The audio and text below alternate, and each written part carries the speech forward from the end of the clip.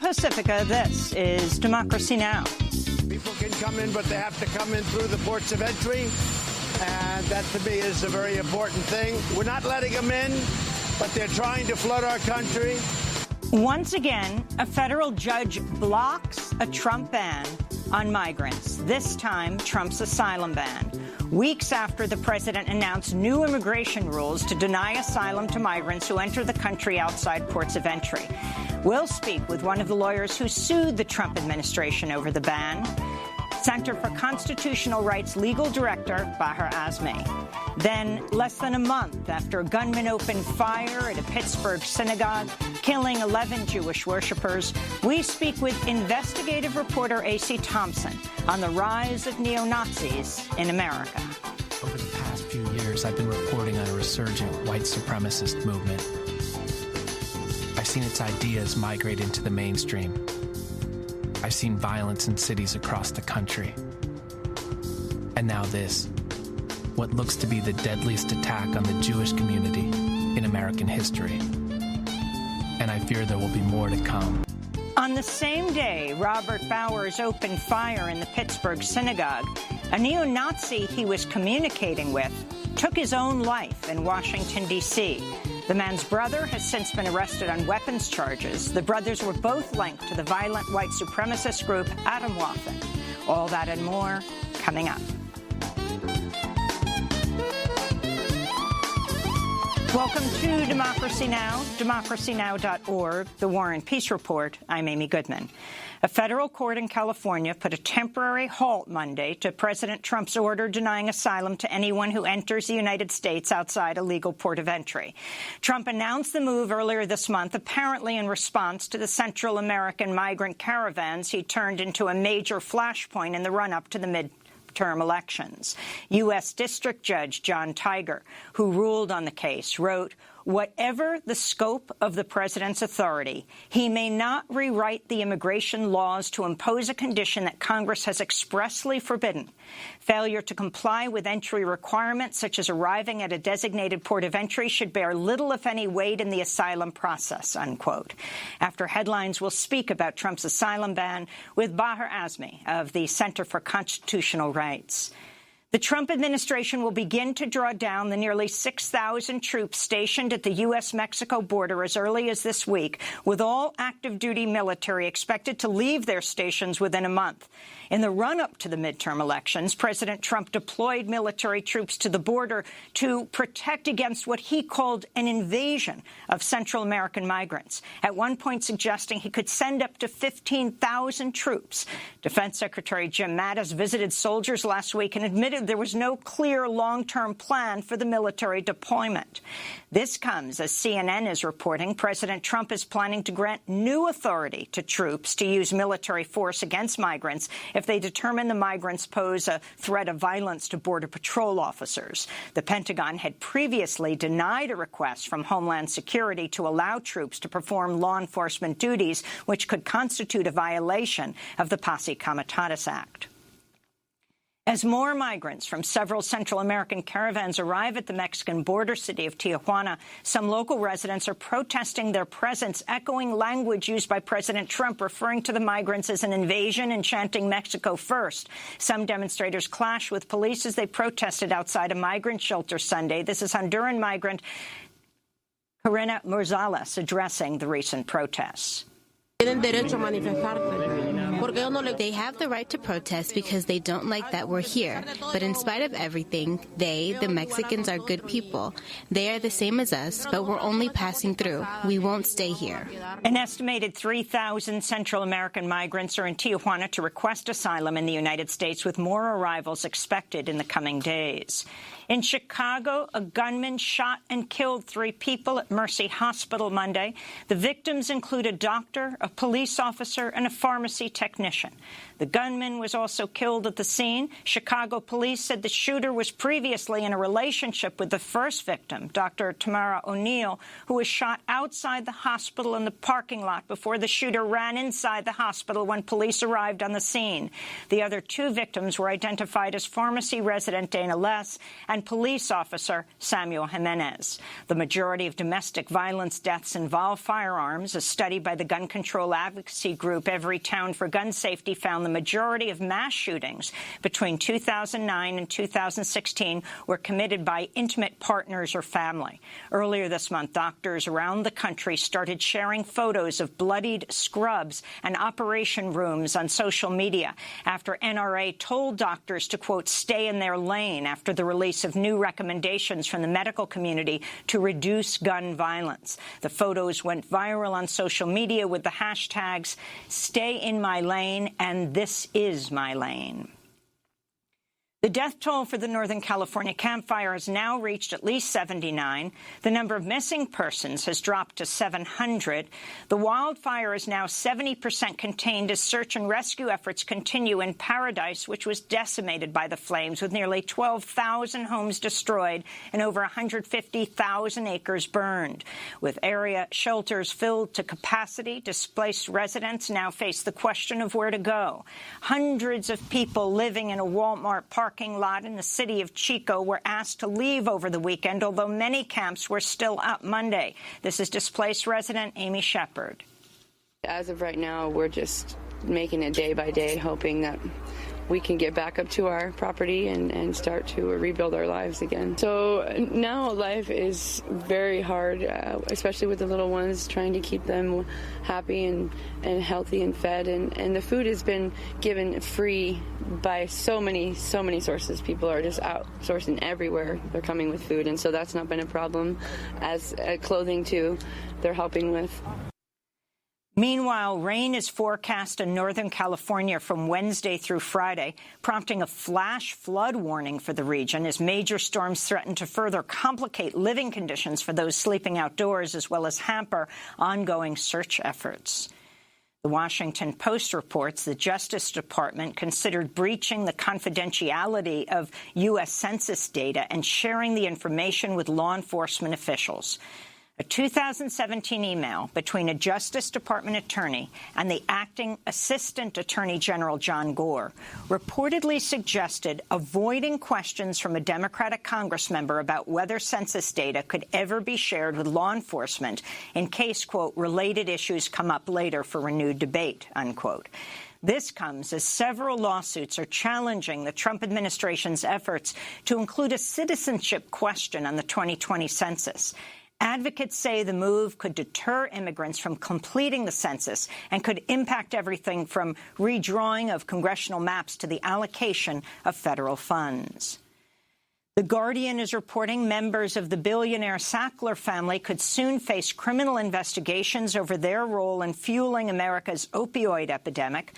Prosecutors in Connecticut and New York are considering charges of fraud and racketeering against the Sacklers, whose company Purdue Pharma produces the prescription painkiller OxyContin. Earlier this year, the New York Times reported Purdue executives knew OxyContin was highly addictive as early as 1996, the first year after the drug hit the market, but still promoted it as less addictive than other opioids. A lead attorney taking on Purdue Pharma, Paul Hanley, said of the Sacklers, quote, "This is essentially a crime family, drug dealers in nice suits and dresses." The Sacklers are known worldwide for their patronage of the arts, and the Sackler name appears on museum exhibitions, including the Metropolitan Museum in New York and the Tate in London. The Washington Post is reporting White House senior advisor and presidential daughter, Ivanka Trump, used a personal email account and private email servers to send hundreds of messages to cabinet officials and aides in violation of federal records rules. Ivanka reportedly sent the emails through a domain name she shared with her husband, Jared Kushner, who's also a senior White House advisor. When questioned by other White House officials over the practice, Ivanka Trump reportedly said she was unfamiliar with some details of the rules.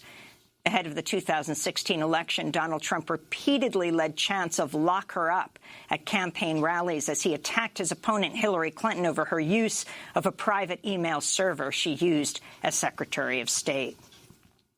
In Texas, Democrat Gina Ortiz-Jones conceded to Republican incumbent Will Hurd Monday in a congressional race Democrats had hoped to flip.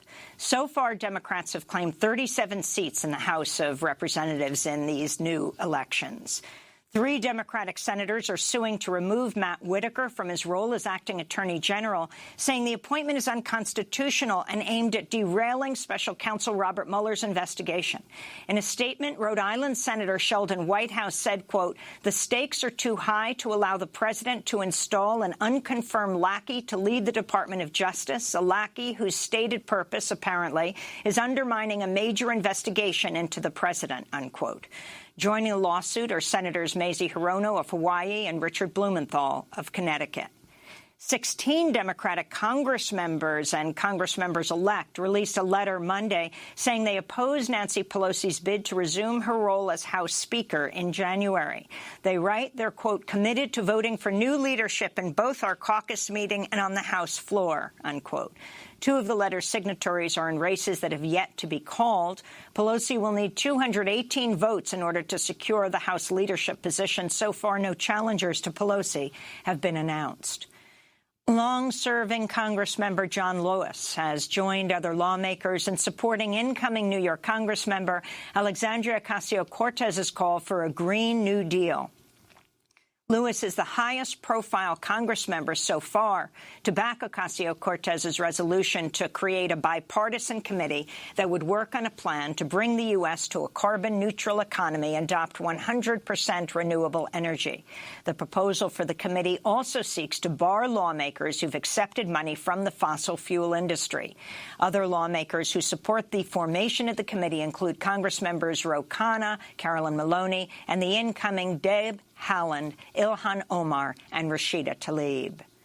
On Monday, climate activists from the youth-led Sunrise Movement disrupted an event with DNC Chair Tom Perez in Rhode Island to demand the Democratic Party do more to combat climate change and back Congressmember-elect Ocasio-Cortez's committee. As we speak, nearly 1,000 people are missing in the California fires and over 77 have perished. As the UN climate report tells us, we only have 12 years to radically transform our economy and society to stop the crisis of climate change. But politicians like you have not demonstrated the leadership we need to meet the scale and scope of this crisis. We need you to stand up for our generation. We are asking that the DNC reject all contributions from fossil fuel lobbyists and executives, and we are asking for the Green New Deal to be incorporated into the Democratic Party platform. Sunrise Movement is organizing a Green New Deal Day of Action around the country today. President Trump's reportedly considering visiting troops in Iraq and Afghanistan. It would be his first visit to a war zone since he took office. Trump has come under fire for skipping recent visits to a cemetery for World War I soldiers in France last weekend, followed by a missed visit to Arlington National Cemetery on Veterans Day. On Sunday, he attacked former Navy SEAL Admiral William McRaven, who oversaw the U.S. operation that killed Osama bin Laden, calling him a Hillary Clinton fan and an Obama backer during an interview with Fox News. Nissan chairman Carlos Ghosn was arrested in Japan Monday after an internal investigation revealed significant financial misconduct. Ghosn is suspected of violating financial laws by filing false statements and underreporting his income by more than $40 million over a 5-year period. The FBI has classified the far-right group Proud Boys as a, quote, extremist group with ties to white nationalism. A report by Washington state law enforcement from August revealed the FBI classification and stated the group is actively recruiting in the Pacific Northwest. The report also said, quote, Proud Boys members have contributed to the recent escalation of violence at political rallies held on college campuses and in cities like Charlottesville, Virginia, Portland, Oregon, and Seattle, Washington, unquote.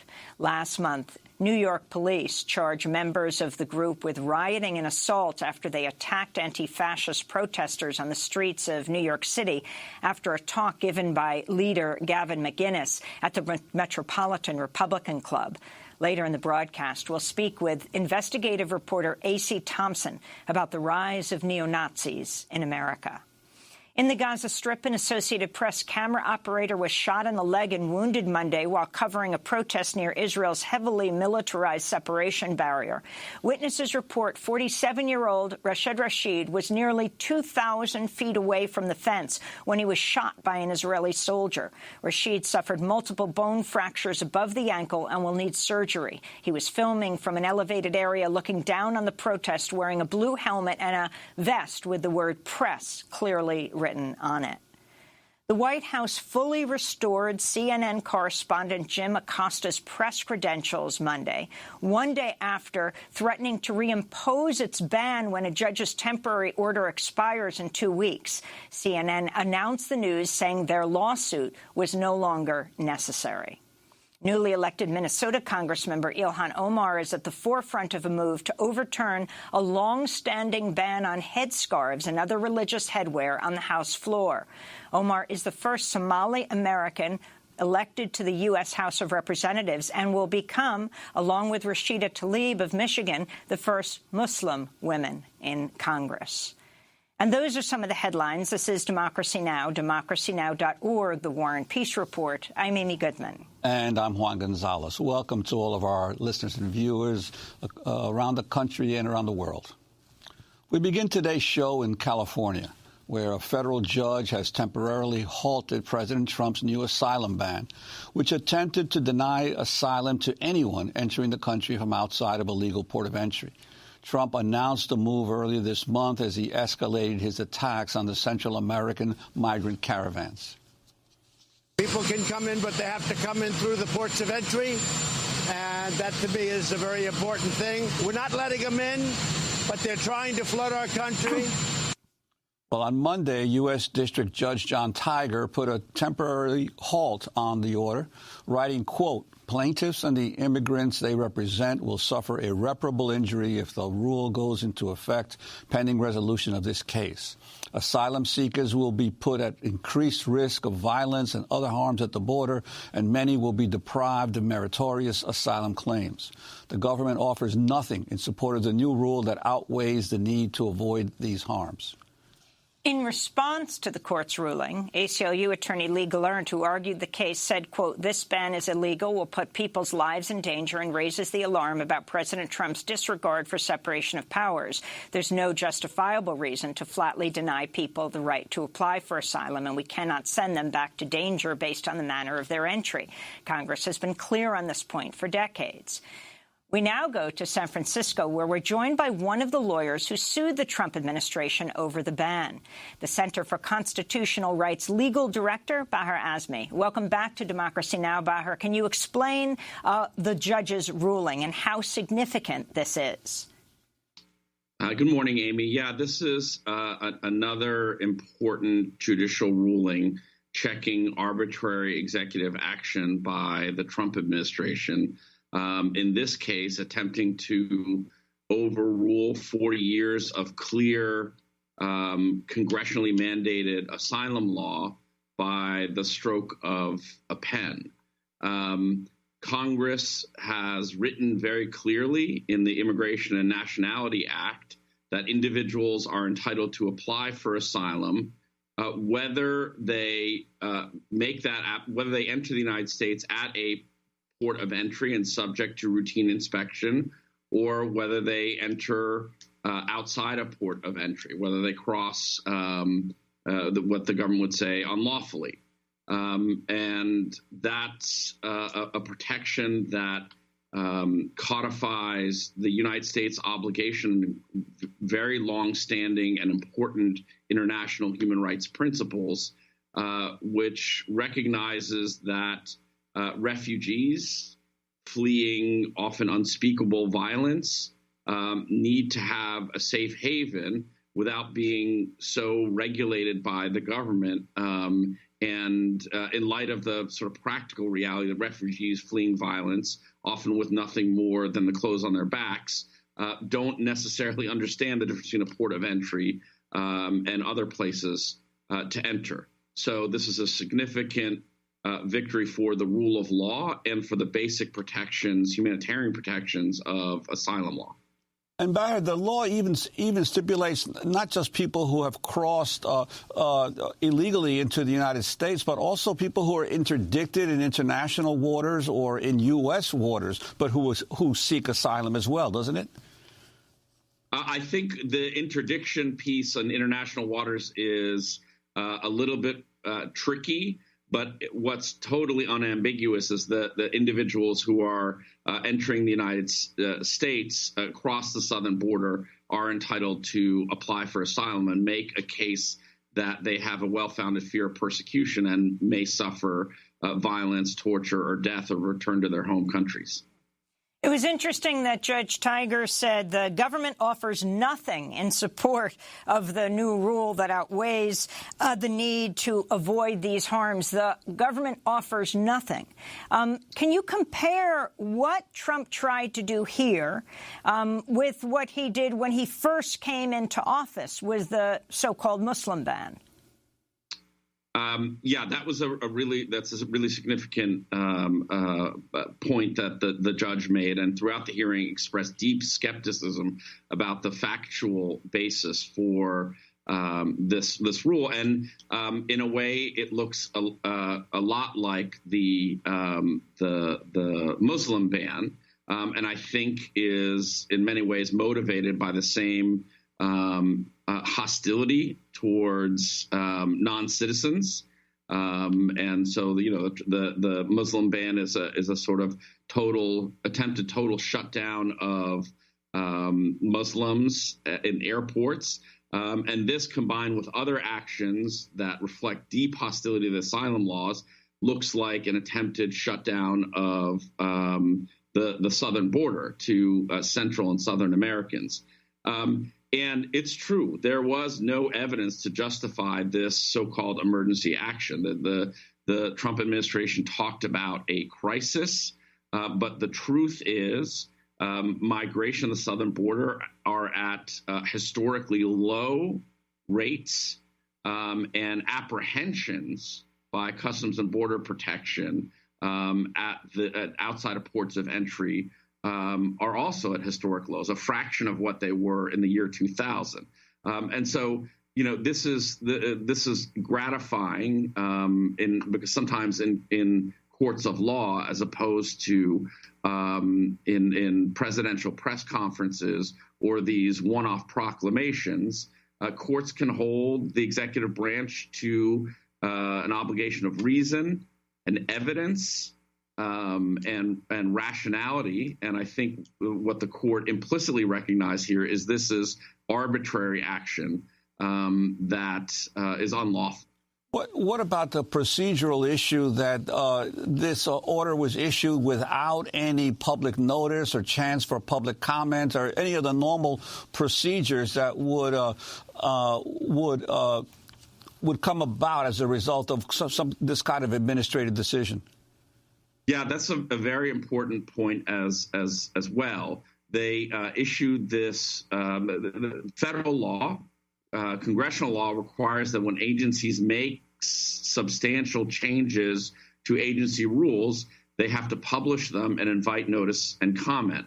And the administration attempted to bypass that really important requirement by, again, claiming a crisis and claiming foreign affairs power.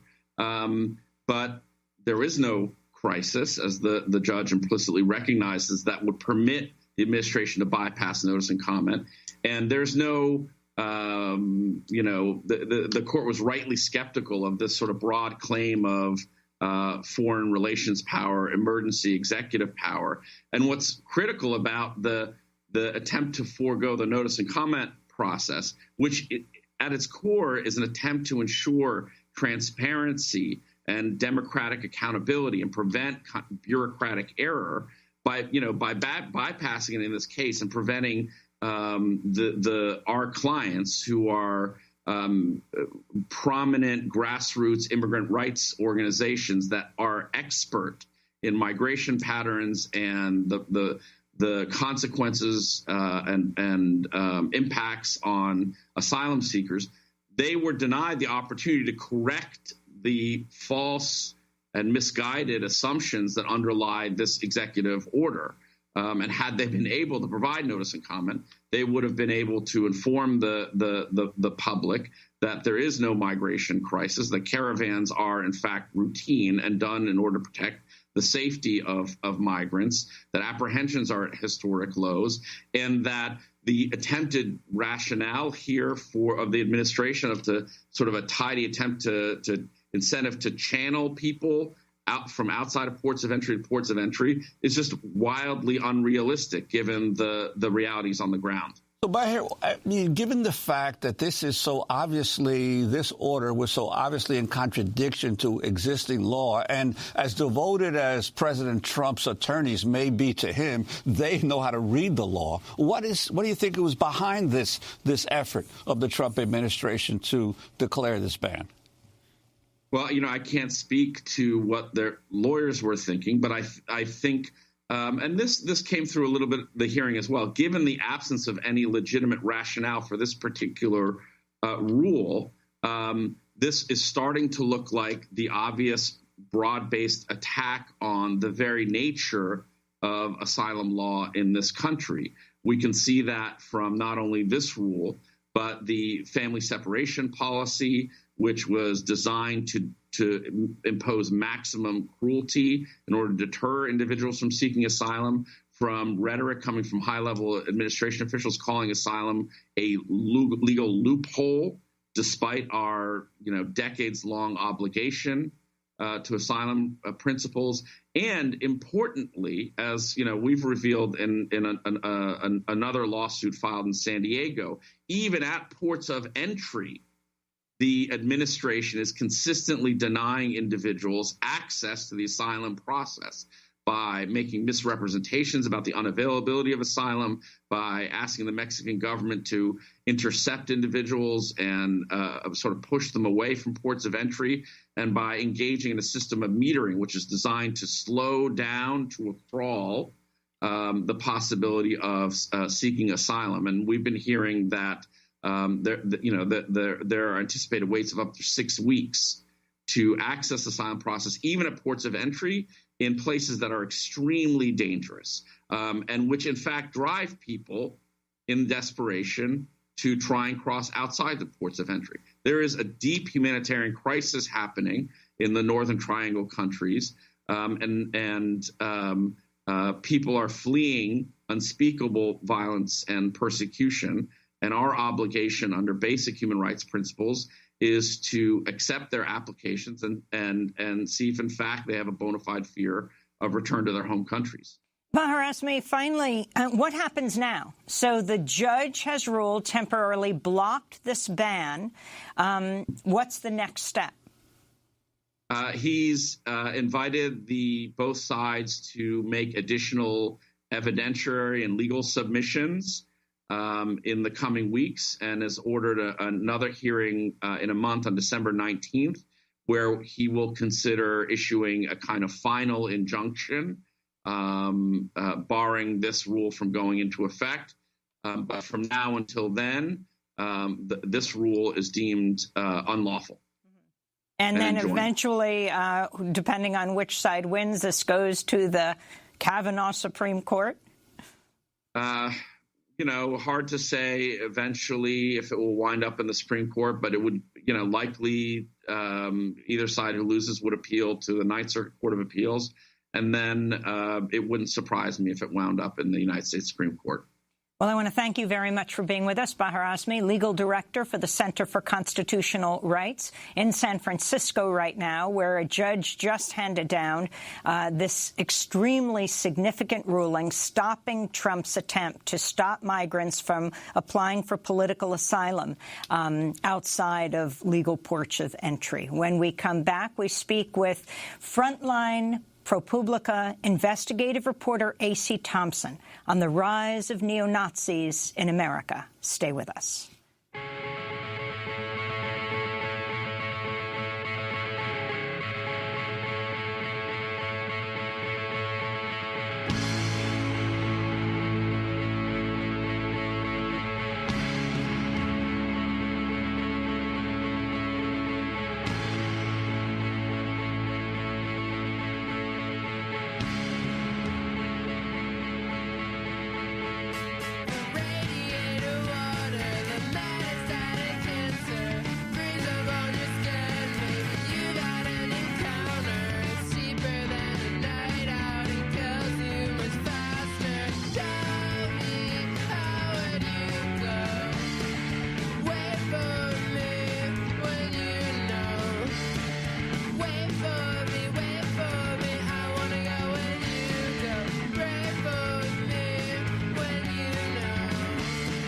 Radiator water by human people. This is Democracy Now!, democracynow.org, the War and Peace Report. I'm Amy Goodman with Juan Gonzalez.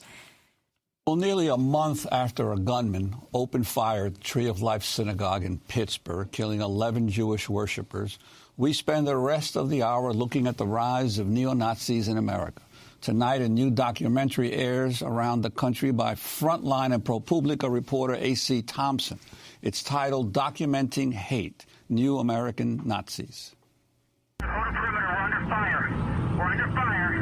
He's got an automatic weapon. He's firing out in front of the synagogue. Pittsburgh, Pennsylvania, October 27th, 2018. 3410, please send the medics up here. I got one alive. We're evacuating one right now. Robert Bowers storms into the Tree of Life Synagogue with an AR-15 and kills 11 Jewish worshippers. 7-1 suspects talking about all these Jews need to die. We have multiple casualties inside the synagogue. We have 3 officers who have been shot. Members of the Tree of Life Synagogue, conducting a peaceful service in their place of worship, were brutally murdered by a gunman targeting them simply because of their faith. Another act of terror in America. The country again left to ask, where does this hate come from? Could it have been prevented? It's just been 24 hours since Robert Bowers stormed into this synagogue and said, I just want to kill Jews. Over the past few years, I've been reporting on a resurgent white supremacist movement. I've seen its ideas migrate into the mainstream. I've seen violence in cities across the country. And now this, what looks to be the deadliest attack on the Jewish community in American history. And I fear there will be more to come. Synagogue gunman Robert Bowers had a long history of openly railing against Jews and immigrants on social media sites, circulating racist memes and asserting Jews are the enemy of white people. In his post, Bowers made specific and repeated threats against Jews, including one just before allegedly attacking the Tree of Life Synagogue. He wrote, Hias, he was referring to the Hebrew Immigrant Aid Society, Hias likes to bring invaders in that kill our people, referring to the caravan and the immigrants on the border. On the same day that Bowers opened fire in the Pittsburgh synagogue, a neo-Nazi named Edward Clark that Bowers had been communicating with took his own life in Washington, D.C. The man's brother, Jeffrey Clark, has since been arrested on weapons charges. The brothers were both linked to the violent white supremacist group Atomwaffen. Well, for more, we go to Boston, where we're joined by A.C. Thompson, correspondent for Frontline PBS, reporter for ProPublica. His investigation, Documenting Hate, New American Nazis, premieres tonight on PBS stations around the country and online at pbs.org/frontline. AC, welcome back to Democracy Now! For the second of your series. You posted that report about what happened on the same day Bowers opened fire in Pittsburgh in Washington, D.C. Why don't you begin there? So this is a fascinating aspect of the story and disturbing, right? So we all know what happened in Pittsburgh. We have Robert Bowers. We have a man who was spewing anti-Semitic, racist invective online. He was using the platform Gab to network with other white supremacists. He's accused of going into the Tree of Life Synagogue and killing 11 worshipers, attacking police, and so forth. The story that comes out after that is really bizarre, fascinating, and disturbing. And this is the story. We have 2 brothers in Washington, D.C. They are part of the white nationalist scene, and they start out sort of hanging out with Richard Spencer and that crew. And they gravitate more and more and more to the full Nazi fringe. They get involved with Vanguard America, which is one of the groups that marched in Charlottesville, one of the groups tied to the murder of Heather Heyer in Charlottesville. And then what we know after that, looking through the chat logs of the extreme neo-Nazi group Atomwaffen Division, we know that one of the brothers shows up in those chat logs as somebody who is hanging out with Atomwaffen's Northern Virginia contingent. His online handle shows up in there, communicating with other Northern Virginia people from his area. Police go to the scene to the house where the two brothers shared recently, and they find Atomwaffen literature as well. By this time, one of the brothers, Edward Clark, has committed suicide. He committed suicide on the morning of the synagogue massacre, right around the time of the synagogue massacre. And the other brother, Jeffrey Clark, gets arrested for weapons charges, for having high-capacity magazines, ammunition magazines, and they find all this racist literature and Atomwaffen literature. So now what we're looking at is this Atomwaffen division, extreme neo-Nazi group, being tied to this incredible act of violence in Pittsburgh, and we're really not sure where the story is going to go from here, but it's a really interesting, disturbing development. Well, AC, I want to turn back to your investigation documenting hate New American Nazis. This clip is about the neo-Nazi group Atomwaffen. Atomwaffen was founded in 2015 by Brandon Russell, a National Guardsman in his early 20s.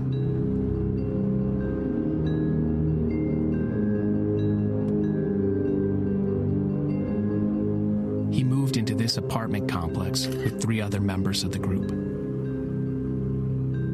One of them, an 18-year-old high school dropout named Devin Arthurs, would bring Atomwaffen to the attention of the authorities. Friday night, Tampa police arrested 18-year-old Devin Arthurs. He confessed to killing his roommates, 22-year-old Jeremy Himmelman and 18-year-old Andrew Onishuk. Arthurs told cops a 4th roommate, Brandon Russell, participates in neo-Nazi chat rooms. The common thread that connected all 4 roommates was neo-Nazi beliefs. Why had Arthurs apparently shot 2 of his roommates?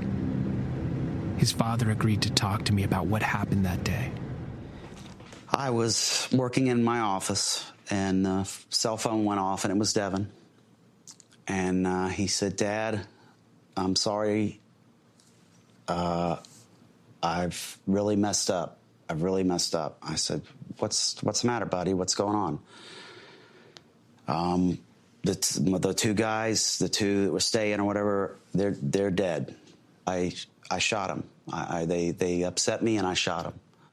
I tried to hold it together, and I said, "Put the gun down or any weapon down and go turn yourself in right now. Right now."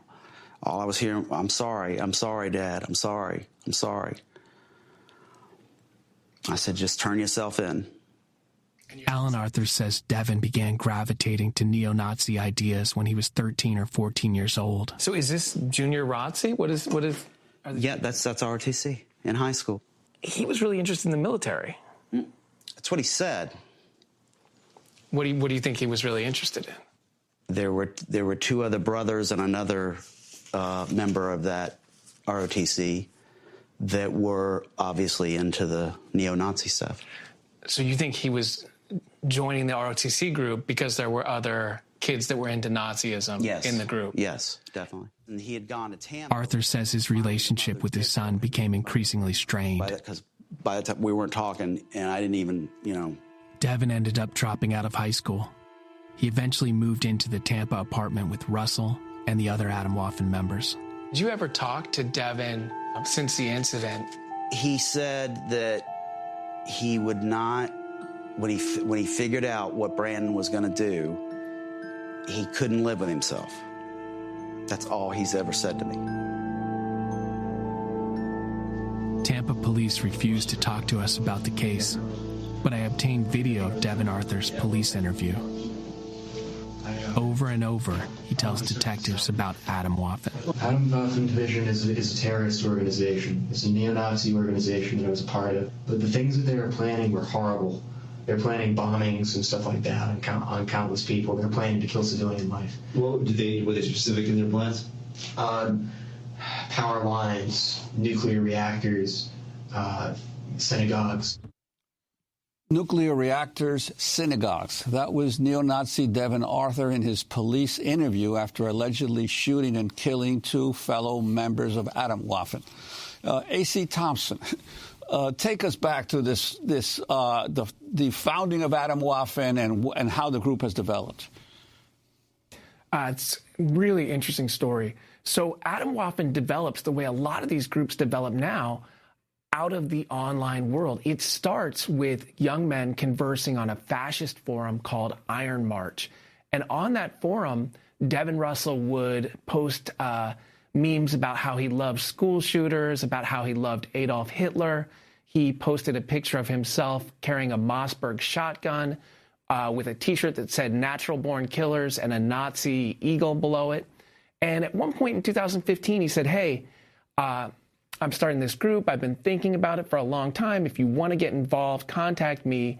We're going to be about the militant stuff. We're going to be about sort of armed struggle for the fascist cause to take over the government and start a race war and impose our fascist ideas on this country.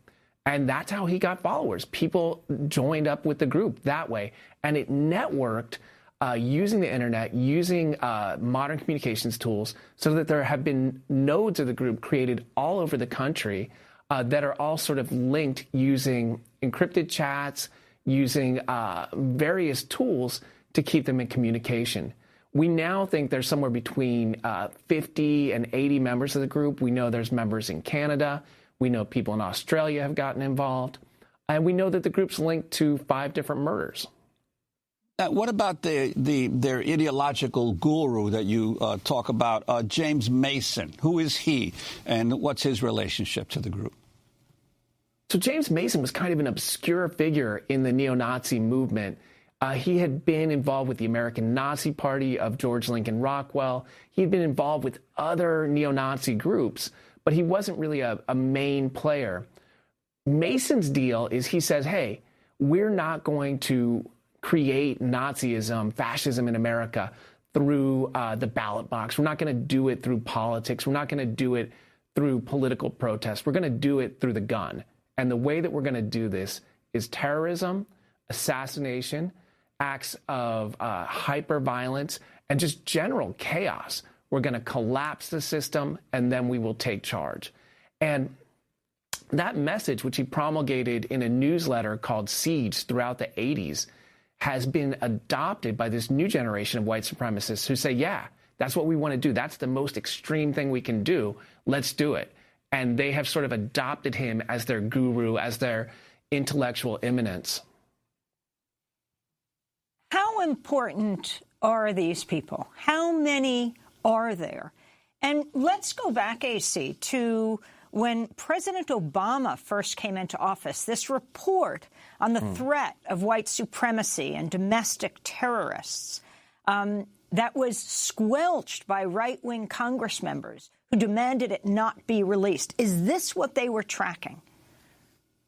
Yeah, this is exactly what they were tracking. And I think we should say also it was retracted eventually by the Obama administration. Yeah, I mean, that's when this whole thing starts ticking up. 2008, 2009, you see resistance to the first African-American president in this country. You see dissatisfaction from veterans coming home from wars that have been very hard on them, and they're returning to a disastrous economy and having difficulties fitting in some cases. And you see anger about potential gun control legislation.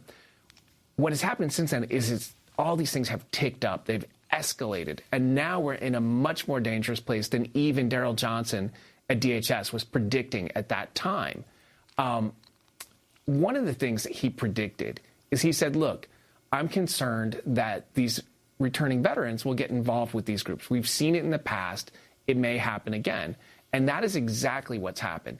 You know, the vast bulk of service members are decent, wonderful people. My father served in the Army. My grandfather served in the Army. I can tell you this. But there has consistently been this small, hardcore of members who get involved with these white power groups like Atomwaffen and end up doing pretty serious damage to the country. But, AC, on this issue, though, given the fact that this group is so small, you're mentioning many of them come out of military experience. The reality is that our country has been in virtually perpetual war. So there's been a constant churn of soldiers going out to fight the enemy, learning how to kill and coming back to the country. I'm wondering what your sense is, this situation of perpetual war, how it's affected not just the veterans who might get involved in these extremist groups, but also who might be susceptible once they're back in civilian life to this picture painted by a Trump or another political conservative of the need to fight the enemy. You know, you put it exactly right. And that's actually what we hear from the veterans who have gotten involved with the white power movement. They say perpetual war. They say, we have been sent to these wars that have been disastrous, that have ruined our friends, that we've seen horrible, horrible things happen. And now we feel broken and we feel damaged. And we're looking around for answers. And where they're finding answers, some of them, honestly, some of them are finding answers in progressive politics and really decent causes. And some of them are finding answers in neo-Nazism. I was just reading chat messages sent by one member of Atomwaffen who served in Afghanistan. And he said, the small moral part of me that still exists has nightmares about the people I know being blown up, about seeing them blown up in combat. And he says, and I feel guilt because I was a squad automatic gunner with a belt-fed machine gun, and I remember killing women and children inadvertently, accidentally, and I feel great guilt about it. And the thing that happens then is this guilt and anger is being channeled into this obviously incredibly noxious, neo-Nazi ideology. But you've nailed it exactly. This perpetual war is having damaging effects back here. A.C. Thompson, we have to break for 30 seconds, and we're going to come back. Correspondent for Frontline PBS, reporter for ProPublica. His investigation documenting hate, New American Nazis, premieres tonight on PBS stations and online at pbs.org/frontline. When we come back, we continue with A.C. Thompson to look at the connections between the U.S. military and white supremacy. Stay with us.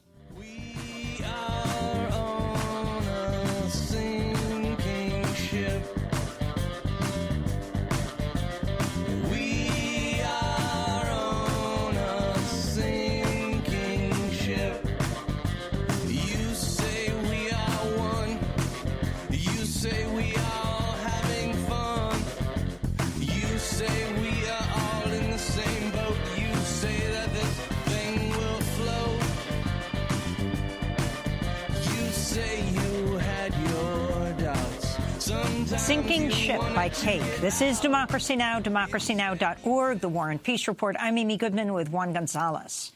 We're continuing to look at the rise of neo-Nazis in America in the wake of the Pittsburgh synagogue massacre and a spate of hate-fueled killings in the U.S. in recent weeks. Still with us is A.C. Thompson, correspondent for Frontline PBS and the reporter for ProPublica. His investigation documenting hate, New American Nazis, premieres tonight on PBS stations and online at pbs.org/frontline. In his investigation, Thompson spoke with Professor Kathleen Ballou, author of Bring the War Home, the White Power Movement and Paramilitary America, on links between the military and Atomwaffen. We're looking at a current group called the Atomwaffen Division, and they are actively recruiting military members. Does that surprise you?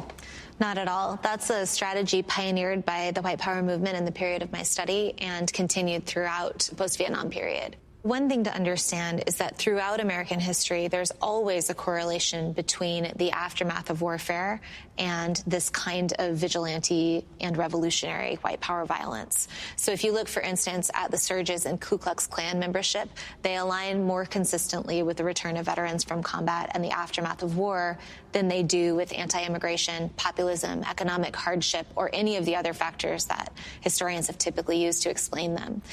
Nationalist fervor, populist movements, those are all worse predictors than the aftermath of war. Tend to correspond then with an upsurge in white power, white supremacist activity? Always, yes. Wow. Ballou outlines a long history of military men who became key figures in the white power movement. George Lincoln Rockwell, World War II veteran and founder of the American Nazi Party. Richard Butler, World War II veteran and founder of the Aryan Nations. Louis Beam, Vietnam veteran and Grand Dragon of the KKK. Timothy McVeigh, Gulf War veteran and Oklahoma City bomber. It's important to remember, too, that returning veterans that join this movement and active duty troops, we're talking about a tiny, not even statistically significant percentage of veterans. But within this movement, those people who did serve are playing an enormously important role in instruction of weapons, in creating paramilitary activist mentality and training. When we speak to people involved in this movement today, they talk about leaderless resistance. Can you explain that to me? Sure. Leaderless resistance is basically what we would understand today as cell-style terrorism. The idea that you can recruit a small number of committed activists, organize them, and then they will behave on their own in a cell without direct ties with movement leadership. If we think, for instance, about the Oklahoma City bombing, Timothy McVeigh is sort of the ideal soldier of leaderless resistance. He's in an infantry unit and serves in the Gulf and is involved in white power groups while he's on post.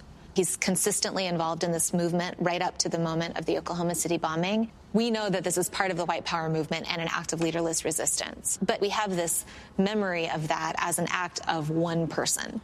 And as a result, I think we've never really delivered a decisive stop to this activism. That because we don't understand Oklahoma City as being an outgrowth of an organized movement that it has been around for decades, that is modeling the military, that is involving military members, that the authorities have never really been able to put a stop to it. That's right. The military response to white power activism, like the court response to white power activism and the police response to white power activism, reflects the many ways that our society has not been prepared to deal with this kind of a movement. That was Professor Kathleen Belew speaking with A.C. Thompson. A.C., why is it then that the military and the federal government in its counterterrorism efforts places so little attention of the billions of dollars that they spent on counterterrorism dealing with homegrown right-wing extremist terrorism? You know, that's a great question, and I don't think anybody really knows the full answer to that. I think one thing that we should say is that there has been more aggressive action from the FBI and the Department of Justice recently on this front. So we saw 8 white supremacists involved in the Rise Above movement who were active in Charlottesville and at other protests recently get arrested on rioting charges.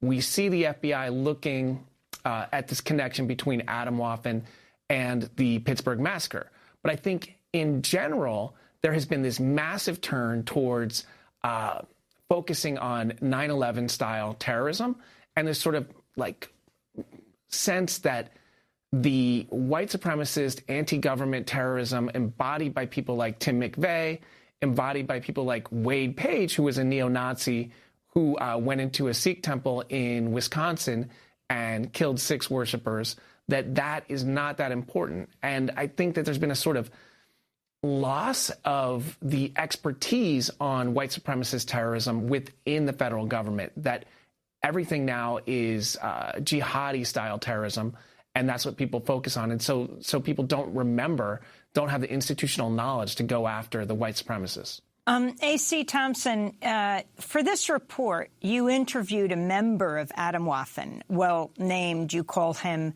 John. You disguise his voice. His face is blurred. This is a clip.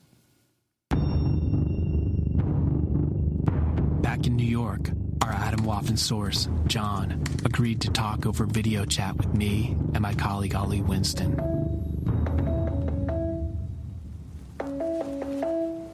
So Atomwaffen Division 2, a Nazi extremist group seeking to spread terror. The main thing is lone wolf activity. When you say lone wolf attacks, it sounds to me like you're talking about basically terrorist acts. Yeah, they don't see themselves as terrorists, rather they see the United States as the ultimate terrorist. Like what Adolf Hitler said, how do you meet terrorism? You meet it with stronger terrorism. Atomwaffen is made up of about 60 guys, and then you have what is called initiates. That guys were in the process of becoming members, and in order to become a member, you have to prove yourself. So how many initiates would you say there are? Or were. when I left, there was more initiates than there were members. That tells me anything. All it takes is one guy to snap in to do something like that. That's what Dylan Roof said. I'm tired of seeing nothing done in the white nationalist community, so I'm going to take a stand, and I'm going to go into church, and I'm going to kill all these black people because no one else is doing anything.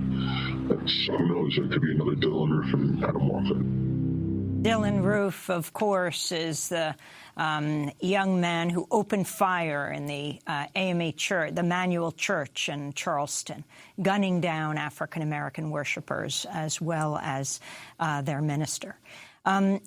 A.C. Thompson, you disguise John's face, his voice.